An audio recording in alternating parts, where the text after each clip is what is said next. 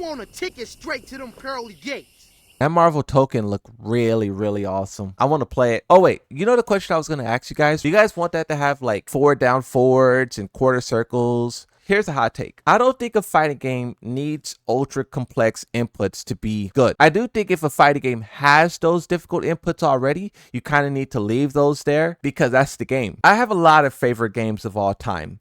But many of those favorite games of all time has really simple inputs. You know, you press X, you press square, you press circle. You maybe press like R1 and X at the same time, but it's really simple inputs. But the complexity comes from what you do with those, the timing, the spacing. This is why I don't like Tekken simplification, but I like modern controls. Modern controls still require resource management even more than classic controls because modern controls forces you to burn all of your resources, drive and whatnot, right? Just like Fatal Fury, their simplification control puts you in a position to overheat really fast, and you have to be aware of that and manage that resource so well. But then also there's limitations on what you could do, limitations on range, limitations on input. For Tekken, they don't have any of that.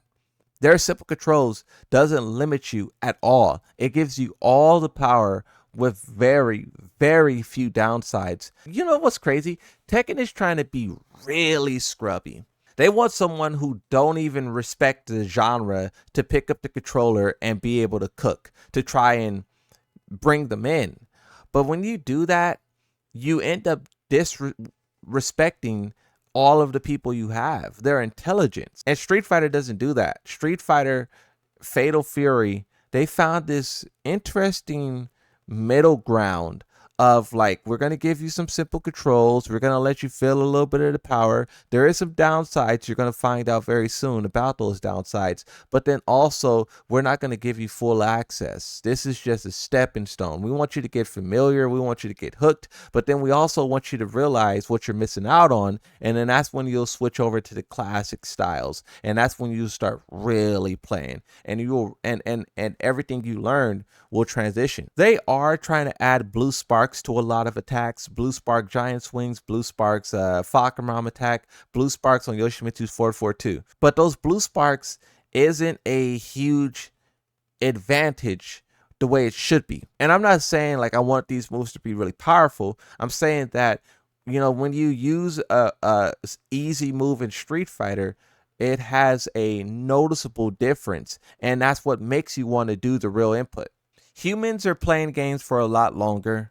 We're typing on keyboards and stuff. Our hands are naturally becoming terrible, worse than what they used to, like as a society. If your game requires some super complex inputs, most people won't be able to play it, just like I wasn't able to play Fatal Fury. So I think that you should make your inputs a little bit more simple, but keep that competitive aspect. I think it's going to play like Dragon Ball FighterZ, auto combo, low damage, manual combo, more damage. If you wanted to do an auto combo, at least make it a combination of buttons, like an X, circle, triangle, circle, triangle, circle. Because that's how Yoshimitsu's 10 hits combos are. But also, what I'm saying as well could be very controversial. There's a lot of people out there who's like, no, what makes a fighting game is the inputs being difficult. You know, I want to master the input. I think that mastering the input is a cool idea. It took me a long time to master Yoshimitsu's forward, down forward too. I just think every move in a character's arsenal doesn't need to be that way. I'm all for complex inputs as long as it's not SK carpal tunnels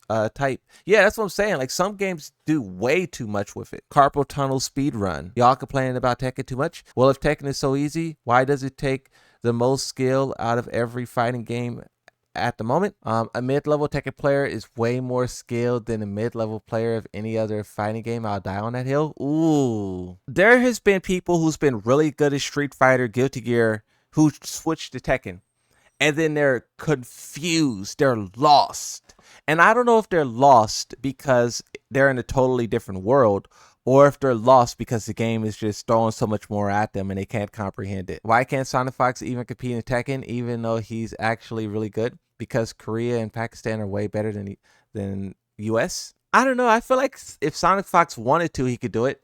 I mean, you have, isn't Ninja Killa another Mortal Kombat player? Bro's on the cuffs of making EWC. Are blue ranks good now? Yeah, blue ranks is kind of getting good now. Blue ranks is kind of returning to what it used to be. Comparing scale is silly. Chess is more complex games than ice hockey. That doesn't mean ice hockey players are less skillful than a chess champion. Well, see, now I feel like we're entering into the conversation of what that Fortnite guy was saying. Before we even listen to what he says, let's just analyze it ourselves. First off, Fortnite is a shooting game that has a lot of complex movement, right? So it's equal to, if not greater than, all of the other shooting games, because it does the same thing. But then when you add building on top of that, it's a totally different thing. So I think it's definitely more complex than every shooting game out there. But when you start talking about fighting games, because fighting games was all over this, they was like, wait a minute, well, you're saying Fortnite's most complex? What about Tekken? Okay, so now let's listen. I think right now, I think Fortnite is like one of the highest skill gap games that they're of all time, probably.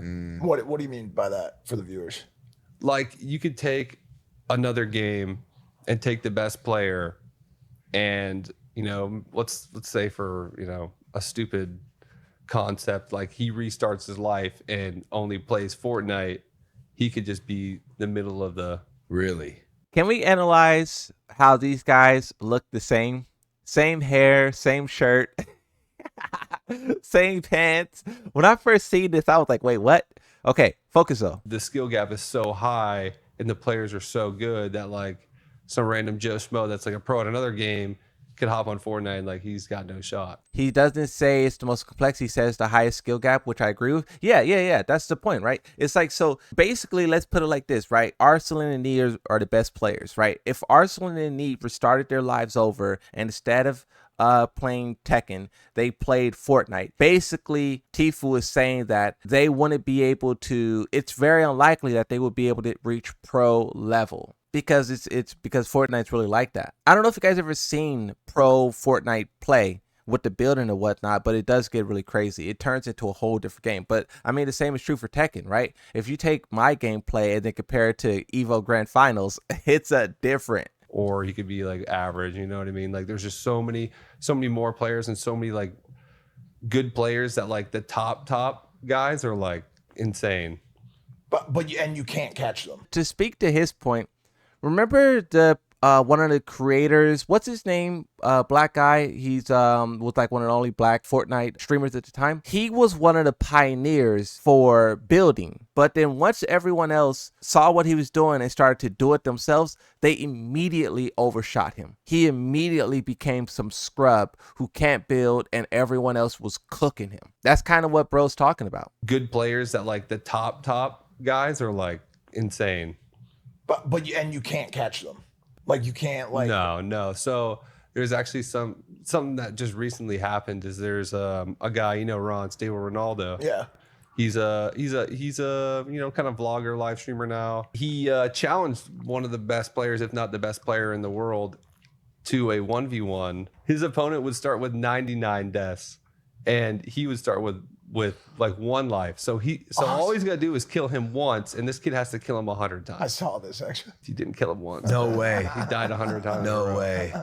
That's how good that's how good these good players are. Myth is the guy. Yeah, Myth is the name. I think it loops well into our conversation that we were having about Mortal Kombat people not being able to compete, and then that loops back into our conversation of like, do they make it inputs difficult and complex? Because I mean, when you go back, let's circle back full circle now. Fortnite has a really simple input structure, but their simple button layout create one of the highest skill gap games on the planet. And that's my point with like making inputs unnecessarily difficult is not necessary to reach a satisfying level of gameplay. And I mean, honestly, it really shouldn't be a hot take because most Tekken characters follow this format already. I mean, Dragunov isn't a character who's considered difficult input wise. Neither is Yoshimitsu, Asuka, Lily. I mean, we could go down the whole list of names, and there's many characters who have very straightforward inputs.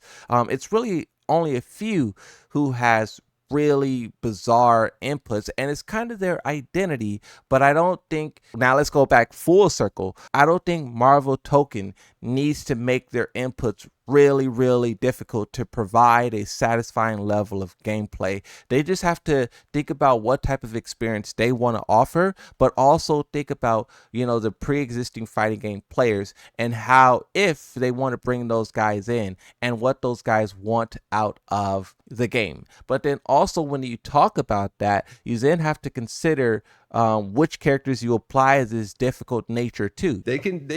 You could go into a game versus like one of the best players in the world, and dude, we could give you like a month, and you just wouldn't kill him. Whoa.